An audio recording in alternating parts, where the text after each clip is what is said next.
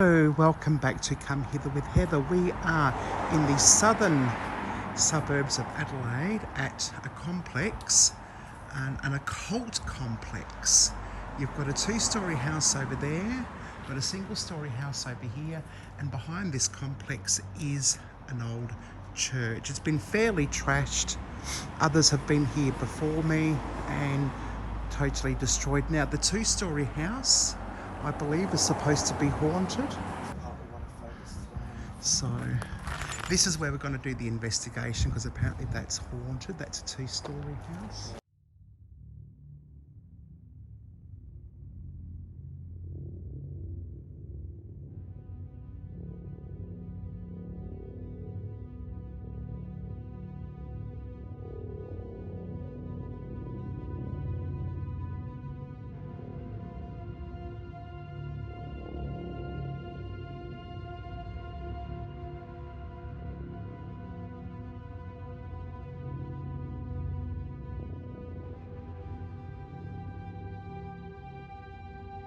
The Plymouth Brethren were given their name from a large meeting held in Plymouth, England. There are open brethren and exclusive brethren, and they may also be known by the names that they give to their meeting houses, chapels, gospel hall assemblies, or brethren assemblies, especially in Australia, where one subgroup has taken the name Plymouth Brethren Christian Church. The other Plymouth Brethren dislike using the name Plymouth to avoid being lumped in with the PBCC, which has a reputation for being secretive and controlling. There's a door. That is open. All right, that door's not. Yeah. One won't open. No. He said there's one door you can go through. Yeah. You just have to find. Actually, this looks like a drive, like a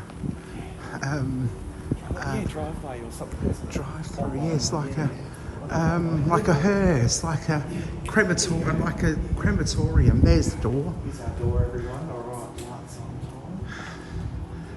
Oh yeah, I might have to turn this up and turn the lights.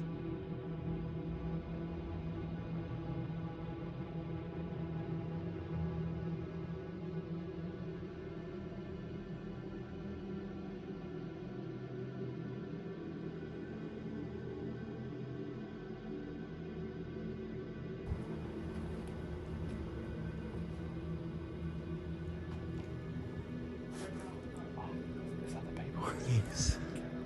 Hello. Hello. Just taking some photos. Don't mind us.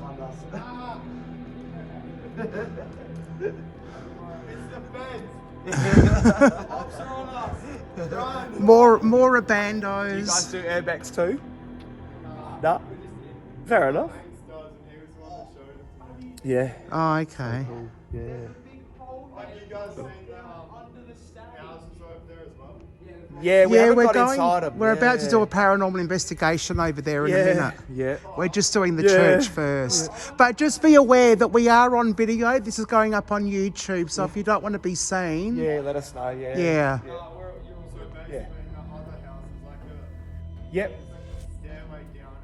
Wow. And there's a bunch of little crevices. Yeah, shit.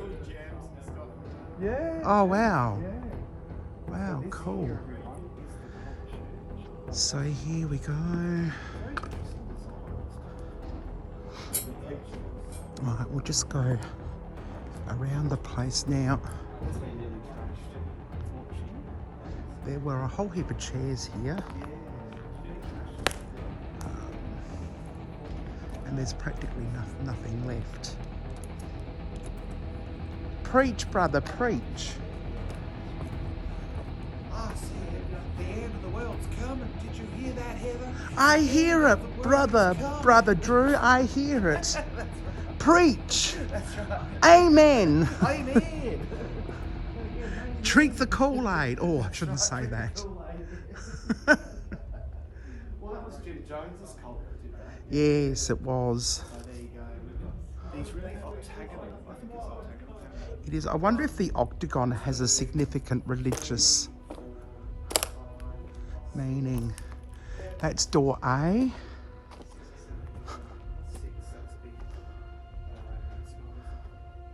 There's upstairs. We'll go upstairs in a minute and go around and see what's behind that.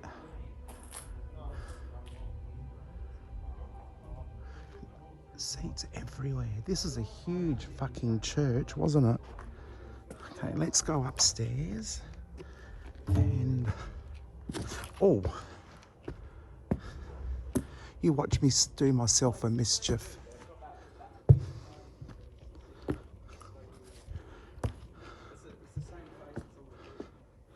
There we go. I want to go right to the very top. And if I do active track, what's that down there? Okay, there's a hole. That hole is not a goal. Today's flashback is reminiscent of the 70s, 80s and early 90s when television was littered with ads from church denominations across Australia. The ads were short and designed with a high moral orientated message, while some bordered on the preachy end of the scale. The ads were mostly feel-good, and I must admit I had a wonderful time reminiscing while watching some of them. It was actually hard to choose one, and I ended up selecting a very campy advert with a feel-good tune and a positive message and a cute guy in short shorts, very typical of the 80s. An honourable mention goes to Danielle Denise for her rendition of 3 Pockets. I've got 3 pockets in my overalls. I've got 3 pockets on my overalls. I've got 1 on the front, 1 on the back, and 1 in the ordinary, everyday, regular place on the beep. It was fun. An awkward situation is never far away. It just might save the day if you lend a hand. Do you need a hand? Do you need a hand? Be the first to say, do you need a hand? A little act of kindness never goes astray. So why not find a way to lend a hand? Do you need a hand? Do you need a hand? Be the first to say, do you need a hand? If you see some trouble coming, don't look the other way. Get right in and say, do you need a hand? Do you need a hand? Do you need a hand? Step right up and say, do you need a hand?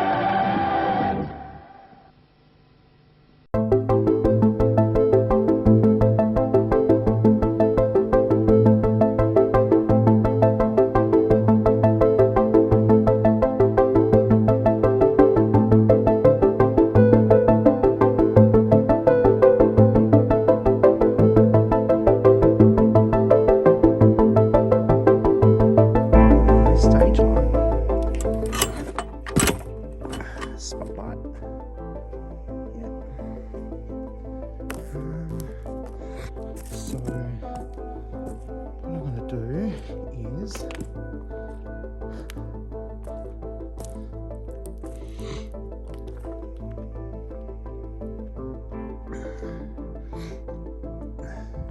access to north and south wings,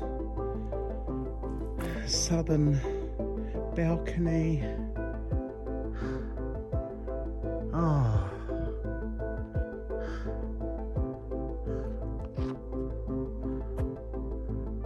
Far out people are just yoo-hoo. I'm in the Queen's balcony because I'm a queen of the highest calibre. Now to an organisation that will do anything to avoid unwanted exposure. The Exclusive Brethren calls itself a religion. Critics call it Australia's biggest cult, and it's getting bigger. Some of its more radical practices are worth exploring, but as reporter Jackie Quist found out, that's not easy. Here's what happened when Jackie investigated how the Brethren treats members who are in any way different.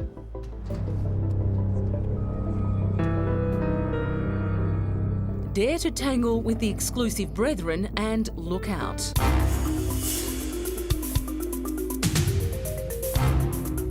It was an ambush. In the black Mazda behind us, 2 Brethren goons, dispatched from a Brethren place of worship in Ermington, Sydney, where we were filming the story you're about to see.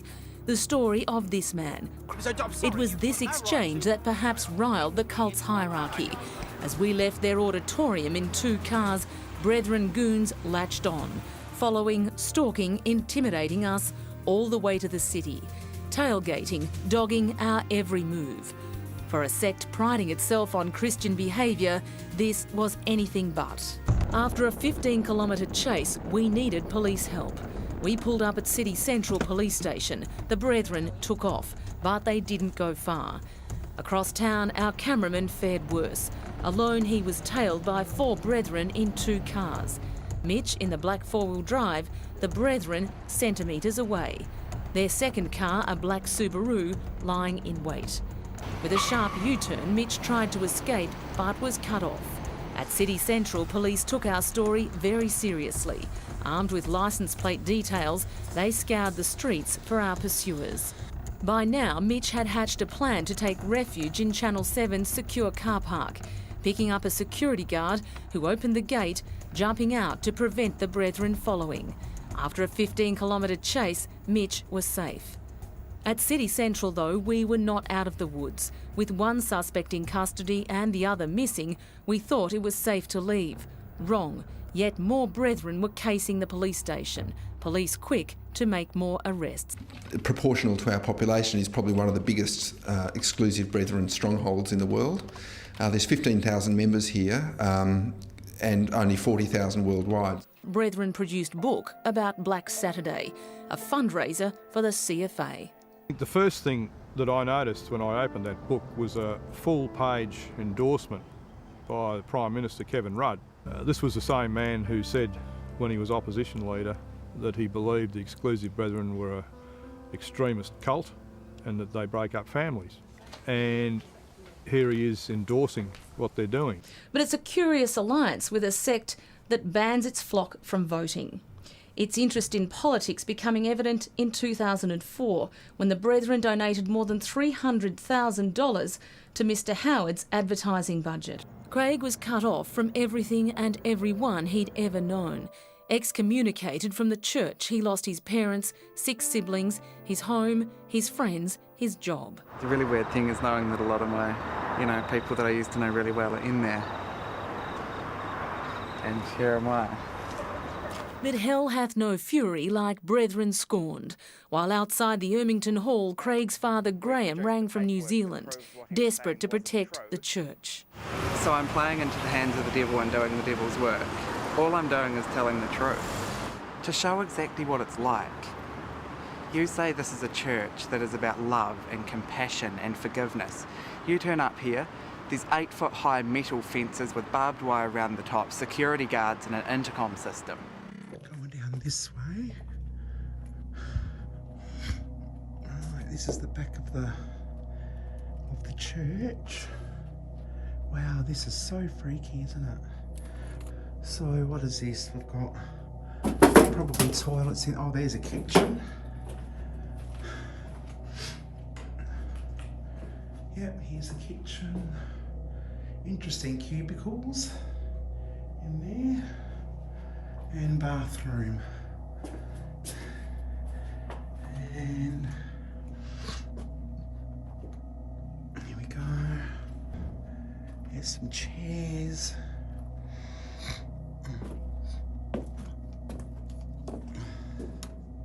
One of the exits there. Right, this might go the full circle. Shit.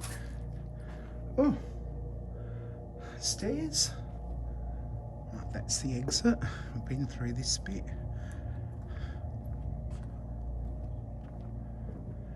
Okay, more chairs. Wow.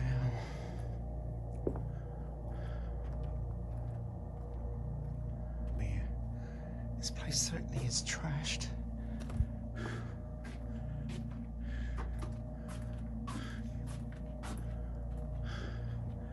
Jeez. Oh look, there's a hospital bed.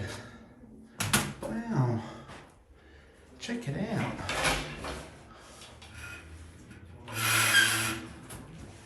How awesome is that? I've got here.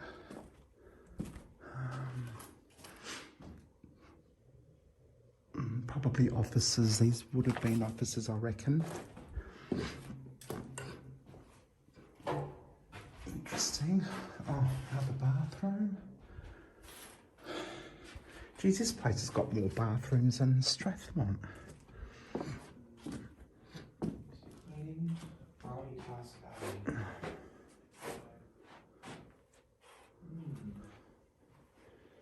Very interesting. In here. Signs. Here we go. What does this say?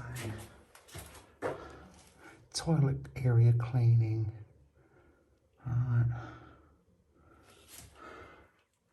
Cleaning urinal, so directions for cleaning the toilet, sweeping. Yeah.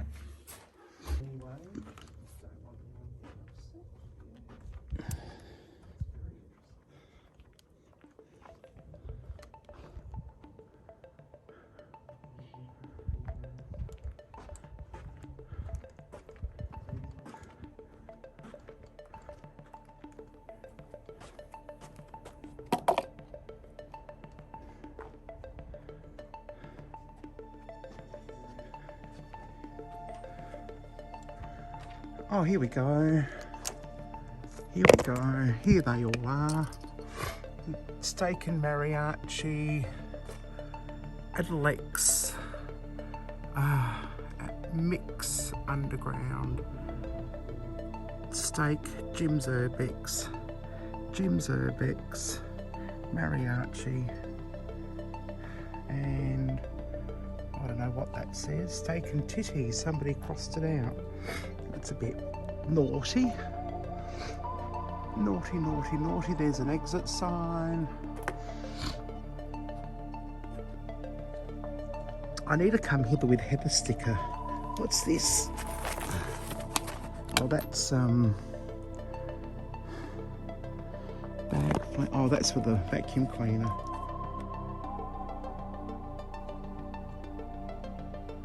Now, 6 months ago, we ran a story showing you how far a so-called church will go to stop ex-members publicly criticising it.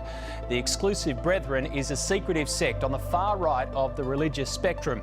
And to stop our last report, it resorted to intimidation, stalking, even a car chase.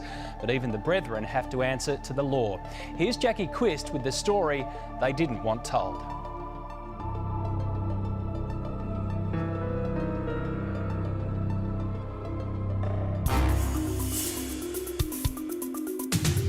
Religious zealots turned predators, and we were their prey. A law-abiding organisation doesn't criminally stalk somebody.